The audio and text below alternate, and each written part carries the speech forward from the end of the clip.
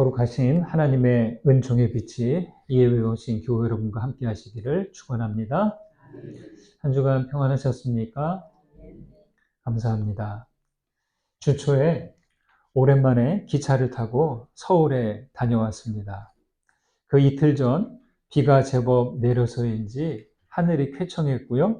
차창 밖에는 온통 초록빛으로 뒤덮인 산과 들판이 보이는데요. 마음이 푸근해지는 거예요.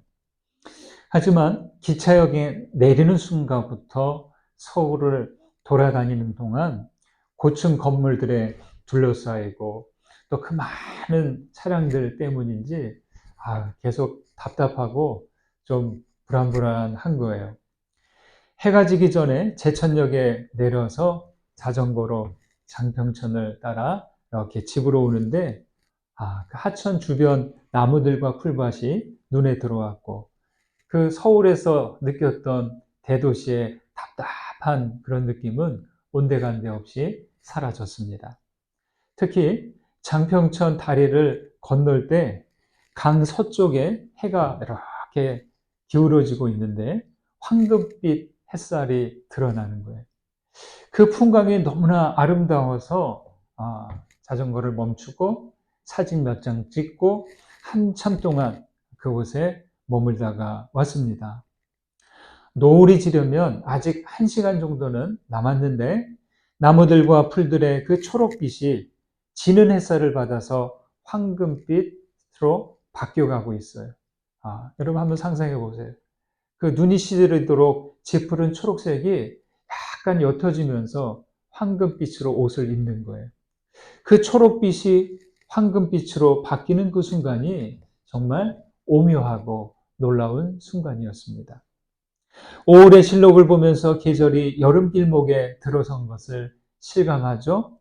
인생의 여름은 청년 시절이죠. 청년의 색은 초록색입니다. 나무들은 최대한 가지를 내고 잎을 펴서 빛을 빨아들입니다. 청년들도 인생의 가을과 겨울이 오기 전에 최대한 가지를 뻗고 잎을 펴야 합니다.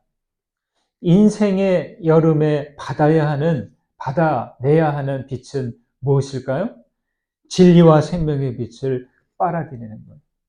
나무가 빛이 부족하면 잎이 시들고 생기가 없는 상태가 되듯이 진리와 생명이 없는 영혼도 시들고 마는 거죠. 그래서 여러분 기도와 묵상은 아무리 강조해도 지나치지 않습니다. 기도와 묵상을 통해서만 진리와 생명을 빨아들일 수 있기 때문이죠. 오늘은 성령 강림절이자 청년주일입니다. 그래서 청춘과 관련된 시 하나를 찾아보았습니다. 유명한 시인데요. 세뮤얼 울먼의 청춘이란 시입니다. 이 시인이 이 시를 쓴 시기가 나이가 언제쯤 되었을까요? 78. 인생의 말년에 쓴 시이기 때문에 시집으로 출판되기 전에 이분이 돌아가셨어요. 그래서 그냥 아름아름으로 전해지다가 한참 뒤에 이 시가 발견이 됐습니다. 제가 읽어드리겠습니다. 청춘이란 인생의 어떤 시기가 아니라 마음의 상태를 뜻하나니 장밋빛 볼, 붉은 입술, 유연한 무릎이 아니라 의지와 풍부한 상상력과 격정, 그리고 생명의 깊은 원천에서 솟아나오는 생동감을 뜻하나니 청춘이란 두려움을 이겨내는 용기, 안락함의 유혹을 뿌리치는 모험심을 뜻하나니 때로는 20살 청년보다 60살 노인이 더 청춘일 수 있네. 누구나 세월만으로 늙어가지 않고 이상을 잃어버릴 때 늙어가나니 세월은 주름을 피부에 새기지만 열정을 잃으면 주름이 영혼에 새겨지니 자신감을 잃고 근심과 두려움에 휩싸이면 마음이 시들고 영혼은 먼지로 흩어지지. 60이건 16이건 가슴 속에는 경이로움을 향한 동경과 아이처럼 왕성한 탐구심과 삶의 기쁨을 찾으려는 한결같은 열망이 있는 법. 그대와 나의 가슴 속에는 무선기지국이 있어 사람들과 무한의 우주로부터 아름다움과 희망, 갈채, 용기, 힘을 수신하는 한 언제까지 청춘일 수 있네. 안테나가 내려지고 영원히 냉소의 눈에 덮이고 비관의 얼음에 갇힐 때 그대는 20살이라도 늙은이가 되네. 그러나 안테나를 높이고 낙관의 파동을 붙잡는 한 그대는 죽음을 앞둔 80살이어도 청춘이라네. 어떤가요? 좀 와닿는 부분이 있죠? 예, 여러분, 나이가 청춘이냐, 노인이냐, 이걸 말해주지 않는다는 거예요. 세월만으로 늙어가지 않고 이상을 잃어버릴 때 늙어간다는 말. 열정을 잃으면 주름이 영혼에 새겨진다. 근심과 두려움에 휩싸이면 마음이 시든다. 이 부분이 울림이 됩니다. 이외에도 구절구절마다 가슴을 울려주고 있습니다. 여러분, 여러분의 꿈과 이상은 그대로 있습니까? 마음이 시들어버린 것은 아닙니까? 하나님께서 보내시는 은혜와 진리를 수신하는 무선 기지국은 잘 작동하고 있습니까? 시편 110편에서 말하죠. 주의 권능의 날에 주의 백성이 거룩한 옷을 입고 즐거이 헌신하니 새벽 이슬 같은 주의 청년들이 주께 나오는도다. 이렇게 말이죠. 여러분 가슴 속에 안테나를 높이시고 하나님께서 보내시는 그 거룩한 신호를 붙잡고 주의 청년들답게 주님께 나오시기를 간절히 소망합니다. 간단히 말하면 이거예요. 항상 예배자로 나오는 여러분들이 바로 청년들과 같다는 말입니다. 항상 이 청년의 마음을, 청년의 열정을 잊지 않는 여러분들 되시기를 소망합니다. 제자들은 예수님을 만남으로 새롭게 태어났어요. 예수님의 부활 때까지를 기준으로 보면 부활 이전까지는 미성년자 시기이고 부활 승천 이후에는 청년 시기라고 할 수 있습니다. 여러분, 미성년 시기와 성년의 시기, 그 차이가 뭐예요? 이전엔 부모님의 보호 아래서 의존적으로 살았다면 이후에는 독립해서 책임감을 가지고 자기 삶을 살아가는 겁니다. 예수님 부활 이전에는 동고동락하면서 철저한 지도를 따랐지만 부활 이후에는 그동안 배운 가르침에 따라 주도적으로 살아가야 합니다. 그러나 세상은 어때요? 결코 만만하지 않죠. 그 사실을 알기에 예수님은 이 마지막 말씀을 당부하는 이때에 간절한 당부의 말씀을 전하고 있습니다. 16장을 시작하면서 주님은 제자들이 앞으로 실족하게 될 일들을 경고하고 있습니다. 4절부터 읽었는데요. 2절 말씀을 보실까요? 2절 읽습니다. 사람들이 너희를 출교할 뿐 아니라 때가 이르면 물은 너희를 죽이는 자가 생각하기를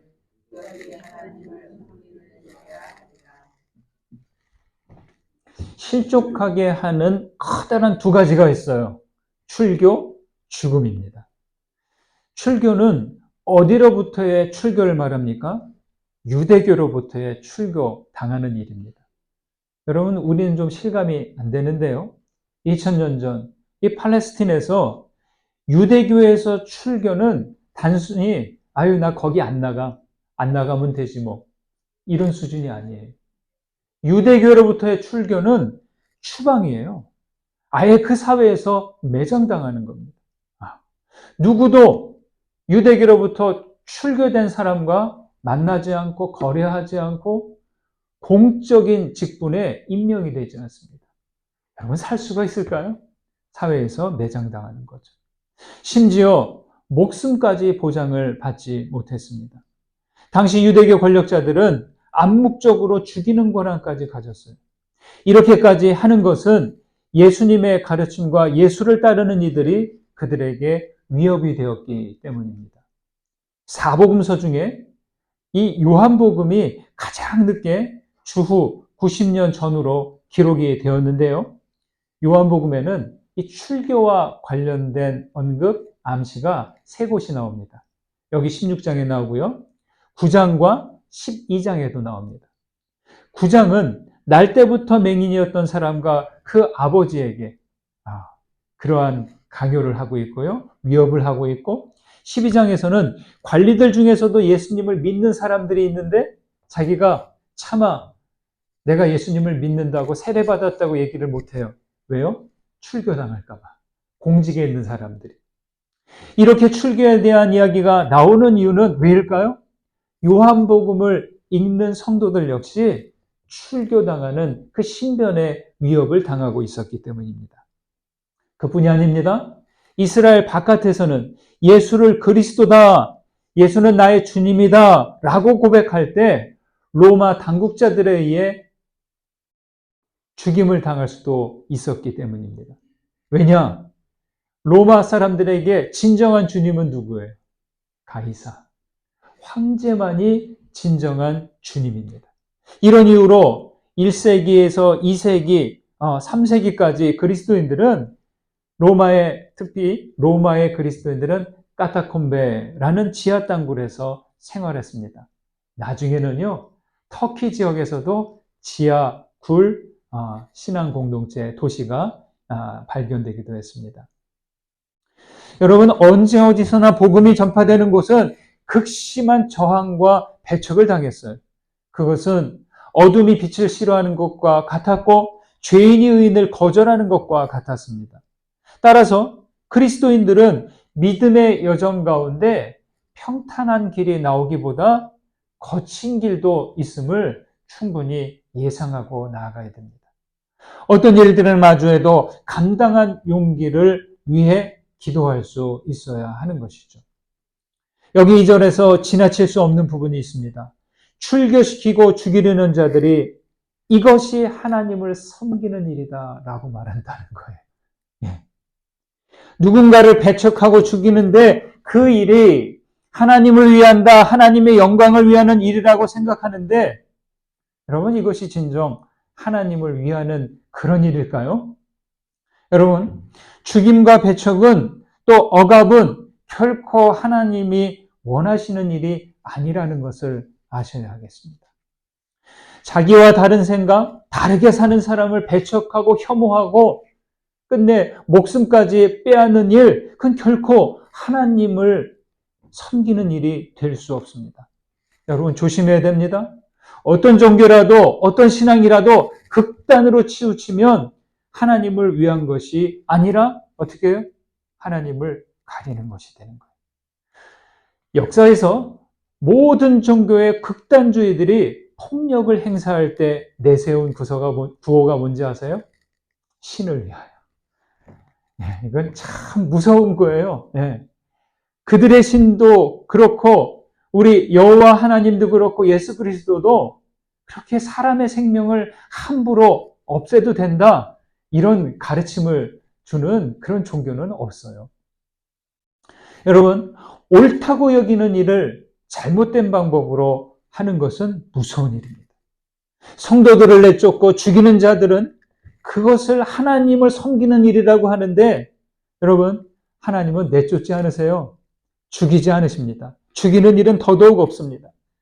하나님의 일을 할 때 하나님을 모르고 하면, 그리고 하나님 없이 하면 그것은 너무나 위험한 일이라는 것이죠. 그래서 예수님께서 십자가를 지신 이유, 십자가에 달리시면서도 아무런 저항도 하지 않으신 이유, 자기를 비난하고 조롱하고 죽이는 그들을 향해서 저들의 죄를 용서해달라고 기도한 이유가 바로 이 때문입니다. 그리스도교는요, 자비의 종교예요. 내쫓고 죽이는 일은 그리스도를 모르는 일이에요. 주님을 알지 못하면서 주님의 이름을 내세우는 일은 주님을 모욕하는 일이죠. 사랑하는 여러분, 하나님의 자비하심과 그리스도의 긍휼하심을 기억하며 담대한 믿음의 용기를 가지시기를 간절히 축원합니다. 7절을 보실까요? 같이 읽습니다. 그러나 내가 너희에게 실상을 말하노니 내가 떠나가는 것이 너희에게 유익이라.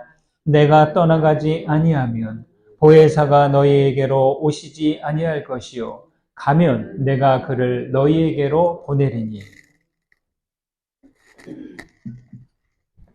예수님은 거듭해서 떠나야 된다는 말씀을 하셨어요. 순환 예고를 하시고 특히 여기 14장부터는 계속 당신이 떠날 것을 염두하고 말씀을 하십니다. 그런데 누구도 예수님께 어디로 가시는지 묻지를 않습니다. 그 어디가 어딜까요? 가시는 길이 죽음이기 때문에 그런 것일까요? 제자들은 근심과 두려움이 가득합니다.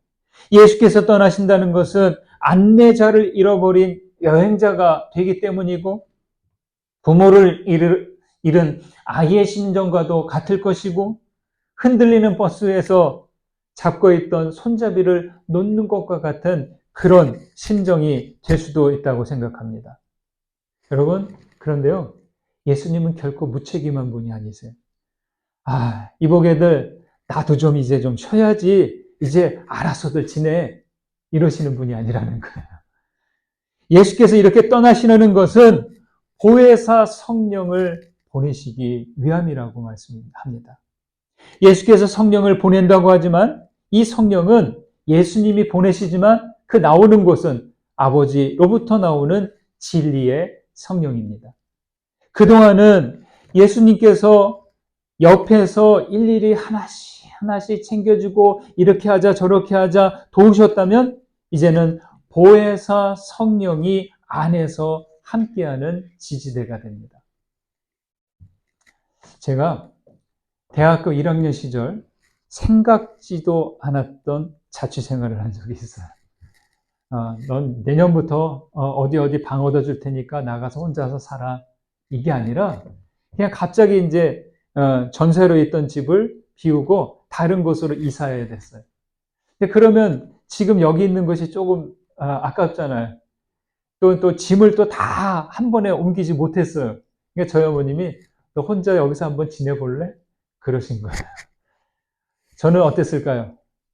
좋다고 했죠. 이제 어머님 잔소리 안 듣고 제 맘대로 좀 하고 막 좋아라 했어요. 네, 한번 해보겠다고. 그런데요, 그 전까지는 모든 살림을 어머니께서 다 하셨지만 이제부터는 어떻게 돼? 밥하고 빨래하고 청소하고 연탄불 갈고 그의 모든 소소한 것들을 혼자서 해야 했습니다. 어머님께 이건 이렇게 하고 저건 저렇게 하고 많은 요령들을 들었지만 막상 그때가 되니까 생각이 안 나는 거예요. 근데 남자들만의 또 귀찮아하는 거 있잖아요. 그런 게 있어서 그냥 그대로 놔두고 한 일주일 만에 집이 엉망진창이 되는 거예요. 그래서 때마다 전화로 물어보고 통화가 안 되면 또 알아서 이제 해결해야 하는 거예요. 그런데 좀 한 달 정도 지나 보니까 몰라도 이거 우리 어머님이 어떻게 하셨지? 뭐라고 하셨지? 이렇게 생각하면 이게 생각이 다 나는 거예요. 그리고 어깨 너머로 이렇게 보았던 게 생각이 나요. 그래서 아주 잘은 하지 못했지만 그런대로 그 집안일들을 해나갈 수 있었습니다. 근데 제일 안 되는 게 저거였어요. 연탄불 가는 거. 이게 낮에 한번 갈아줘야 되는데 낮에는 외출을 해야 되잖아요. 그래서 저녁 때 오면 이미 꺼져 있어요. 이거를 다시 또 번개탄 놓고 다시 붙이고 하는데 많이 애를 먹던 그런 기억이 있습니다. 자취 생활을 하지 않았다면, 혼자 있는 시간을 갖지 않았다면 알 수 없는 일들이었죠. 그 후 35년 이상의 세월이 흘렀습니다. 이상한 것은요, 지금은 어머님께서 이제 돌아가시고 난 다음인데도 그 오래전에 어머님이 해주신 말씀들, 추억들이 더 자주 생각나고 어떤 상황에서는 굳이 기억하려고 하지 않는데도 그냥 자연스럽게 툭 하고 떠오르는 거예요. 어떨 땐 그때 죄송했는데, 또 어떨 땐 또 그때 시절이 그리워서 잔잔해지는, 마음이 따뜻해지는 그런 순간도 있습니다. 육신으로는 함께하지 못하나 마음으로는 함께합니다. 저와 어머니와의 사이가 이와 같다면 여러분 제자들과 예수님의 그 사이는 어땠을까요? 그 이상이죠. 지금은 주님이 가신다고 하니까 떠난다고 하니까 막 근심과 두려움 가득하지만 이제 이후에는 아마 제가 말씀드린 이런 것 이상으로 주님과 함께했던 시간들이 기억나고 말씀들이 생각날 거예요. 그리고 우리와 예수님 사이도 그 이상이 될 수 있을 것이다. 저는 그렇게 생각합니다. 알에서 나온 새는 때가 되면 어떻게 됩니까? 알에서 나온 새가 어미의 먹이를 이렇게 받아 먹으면서 자라요. 때가 되면 어떻게 될까요? 둥지에서 계속 같이 살아야 한 가족이 아니죠. 때가 되면 그 새는 둥지를 나와야 합니다. 둥지를 떠나지 못하면 날지 못하는 새가 되는 거죠. 새가 둥지를 떠나려면 자기 날개로 날 수 있어야 됩니다. 저희 두 아들이 군대에 갈 때 제가 꼭 해준 말이 있어요. 나무에 앉은 새는 가지가 부러지는 것을 두려워하지 않는다. 새는 나무가 아니라 자기 날개를 믿기 때문이다. 이제 너에게 있는 날개로 나는 법을 배우거라. 이렇게 얘기해 줬어요. 괜찮지 않아요? 예? 괜찮은 아버지죠? 모르겠어요. 저희 아이들이 이제 그것을 기억할지 모르지만, 참 중요한 것을 했습니다. 집을 떠난다는 것, 그쵸? 둥지를 떠난다는 것, 내가 날 수 있을까 하는 거지만 이미 날개가 있어요. 그 날개로 날개짓 하는 것을 배워가는 거죠. 예수께서 제자들을 떠나시는 의도 가운데 하나는 제자들이 이제 자기 힘으로 날 수 있도록 하기 위함이죠. 여러분, 제자들이 날 수 있도록 하는 그 날개는 무엇입니까? 그것은 바로 보혜사 성령께서 주시는 날개입니다. 믿음으로 사는 일, 이건 일어서는 거예요. 홀로서되 하나님과의 분리가 아니라 우리 안에 계시는 보혜사 성령과 함께하는 거예요. 내 안에 계시는 성령께서 내 믿음의 날개를 움직이도록 하는 거예요. 이게 믿음으로 사는 거죠. 사랑하는 여러분, 의존하는 신앙이 되지 말고 보혜사 성령과 함께 날개짓을 배워가는 여러분들 되시기를 축원합니다. 13절 말씀을 보실까요? 읽습니다. 그러나 진리의 성령이 오시면 그가 너희를 모든 진리 가운데로 인도하시리니 그가 스스로 말하지 않고 오직 들은 것을 말하며 장래의 일을 너희에게 알리시리라. 따라해 보실까요? 진리의 성령이 오시면 어떻게 될까요? 성령께서 나에게 임재하시면 어떻게 될까요? 보혜사 성령이 오시면 나는 어떤 변화를 이루게 될까요? 성령은요, 죄와 의와 심판에 대하여 세상을 책망하십니다. 아들을 거절하고 하나님의 나라를 부정하고 또 회개하지 않는 그 세상을 책망하십니다. 그리고 그것으로 끝나지 않고 오시는 성령의 가장 두드러진 역할은 진리의 성령으로 오셨다는 거예요. 진리의 성령은 깨달음을 주십니다. 우리는 깨달음과 이해를 구분할 필요가 있어요. 이해는 머리로 하는 거예요. 저는 예전에는 깨닫는 것도 머리로 하는 줄 알았어요. 그런데 아니더라고요. 깨닫는 것은 마음으로, 가슴으로 하는 겁니다. 하나님을 이해하는 것은 불가능해요. 그런데 하나님을 깨닫는 것은 가능합니다. 저희 어머님 말씀을 잠깐 들었는데 어머님의 모든 행동, 선택, 결정, 그때 그렇게 하셨는지 그 아들의 입장에서 이해할 수가 없어요. 저 딸이면 몰라. 근데 아들은 잘 이해가 안 돼요. 그런데 살아보니까 그러셨구나 깨달아지는 건 있어요. 참 이 부분입니다. 여러분, 이해하는 일은 혼자서도 가능한데 깨달음은 상호작용이 필요해요. 그래서 가슴으로 깨닫기 위해서는 반드시 필요한 게 사랑이 작용해야 되는 거예요.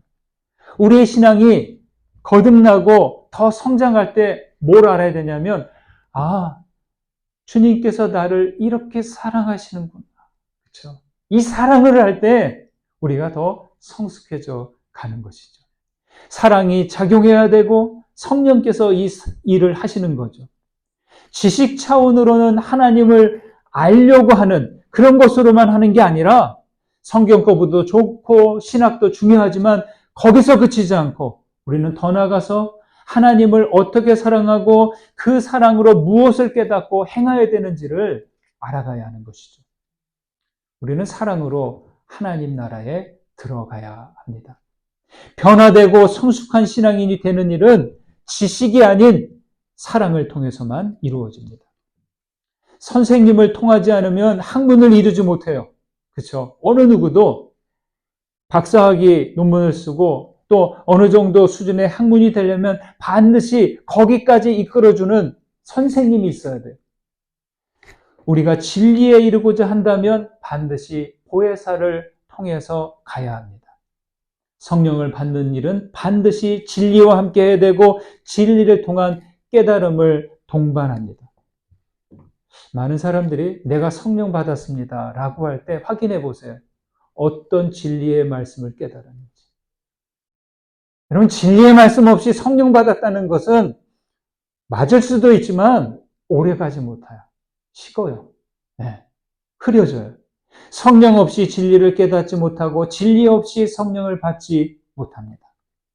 그래서 성령을 받았다는 것은 진리를 깨닫는다는 말이에요. 진리를 깨달으면 여러분 어떻게 반응하세요? 진리를 깨달아서 뭘 알게 됐어요? 어때요? 아하. 따라해 보실까요? 아하. 자, 이 아하 하는 깨달음이 머리에서만 있는 게 아니라 가슴에서도 있어야 돼요. 아하. 그렇죠? 아하 끝내는 게 아니라 아하 하면서 우리들 중심에서 깨달아지는 게 있어요. 전등 스위치를 탁 켜면 이 등불이 다 켜지면서 환해지듯이 캄캄한 밤에 촛불 하나만 밝혀도 방 안이 밝아지듯이 여러분 진리 하나만 깨달아도 우리의 가슴이 밝아집니다. 거듭남은 그래서 이 진리의 불을 더 많이 계속 밝혀가는 거예요. 신앙인과 비신앙인의 차이, 성령 받은 사람과 받지 못한 사람의 다른 점 뭘까요? 진리의 불꽃이 있고 없음의 차이입니다. 진리를 깨닫기 위해서는 보는 눈을 가져야 합니다. 여기 나무 한 그루가 있다면 나무를 보는 눈은 여러 가지예요. 첫째, 나무의 겉모습을 보는 몸의 눈입니다. 이 눈으로 나무를 보면서 누구는 그림을 그리고 누구는 땔감으로 쓰거나 목재로 팔아 버리기도 합니다. 바로 욕망과 필요에 따라서 봅니다. 두 번째는 머리의 눈입니다. 분석하는 눈이에요. 나무의 속을 들여다보면서 연구합니다. 성분이 어떻고 뭐가 있고 물이 어떻게 있고 어떻게 분석합니다. 대신 나무의 고유성은 사라지고 말죠. 세 번째는 마음의 눈입니다. 열린 가슴으로 보고 나무도 뿌리를 통해서 생명계 전체와 연결되어 있구나. 나무는 이렇게 유익한 역할을 하는구나 하면서 마음의 눈으로 보는 거죠. 몸의 눈, 머리의 눈, 마음의 눈, 여러분 네 번째 눈이 있습니다. 신성한 눈으로 보는 겁니다. 숲과 나무를 같이 봅니다. 시인 윌리엄 브레이크가 한 알의 모래 속에서 세계를 보고 한 송이 들꽃에서 천국을 본다. 그대 손바닥 안에서 무한을 주고 순간 속에서 영혼을 보라 라고 했어요. 그렇듯이 신성한 눈이 순간과 영혼을 같이 보는 거예요. 이처럼 하나님이 우리에게 주신 신성한 눈이 있습니다. 여러분, 바로 성령의 눈이 그 눈입니다. 진리의 성령이 오시면 우리를 진리 가운데로 인도하십니다. 일전에도 일부를 소개해드렸던 구상님의 말씀의 실상이라는 시를 찾아보았습니다. 영혼의 눈에 끼었던 무명의 백태가 벗겨지며 나를 에워싼 만유일체가 말씀임을 깨닫습니다. 노상무심히 보아오던 손가락이 10개인 것도 이적에나 접하듯 새삼 놀라웠고 창밖 울타리 한 구석 새로 피는 개나리꽃도 부활의 시범을 보듯 사뭇 황홀합니다. 창창한 우주, 험악한 바다의 모래알보다도 작은 내가 말씀에 신령한 그 은혜로 이렇게 오물거리고 있음을 상상도 아니요 상징도 아닌 실상으로 깨닫습니다. 여러분 그렇죠? 만유일체가 말씀인 것을 깨닫게 되려면 우리들의 눈에 낀 무명의 백태가 벗겨져야 할 것입니다. 깨닫고 놀라워하고 황홀해하고 우리 자신이 말씀으로 살아있음을 깨닫는 것, 이 깨달음이 뭐예요? 이게 축복이에요. 아, 내가 살아있구나. 나도 아무렇게나 태어나고 아무렇게나 사는 게 아니라 나도 하나님께서 말씀으로 살아있게 하시는 거구나. 아, 놀라워하고 감사하고 찬양하는 것이죠. 실록으로 푸른 5월, 성령님은 변함없는 거룩한 빛을 우리에게 비추어 주십니다. 여러분 모두에게 우리에게 오신 진리의 성령과 함께 진리 가운데 거하시는 우리 모두 되시기를 주님의 이름으로 축원드립니다. 받은 은혜 생각하면서 거듭의 기도 드리십니다. 울리고 깨달아진 부분 있으십니까? 여러분 붙드시고 기도를 올려드리십시오. 기도합니다.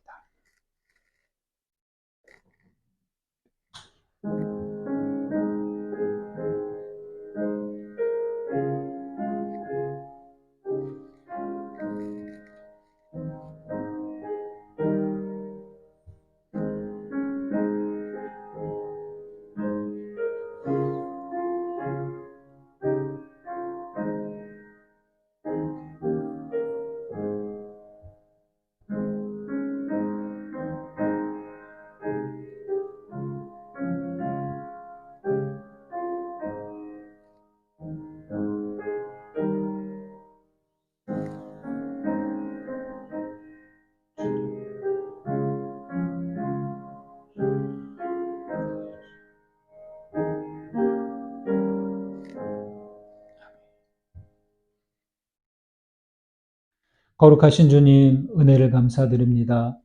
우리를 믿음으로 일어서게 하셨으니 의존하는 신앙에 머물지 않고 보혜사 성령과 함께 성숙한 신앙으로 인도해 주옵소서.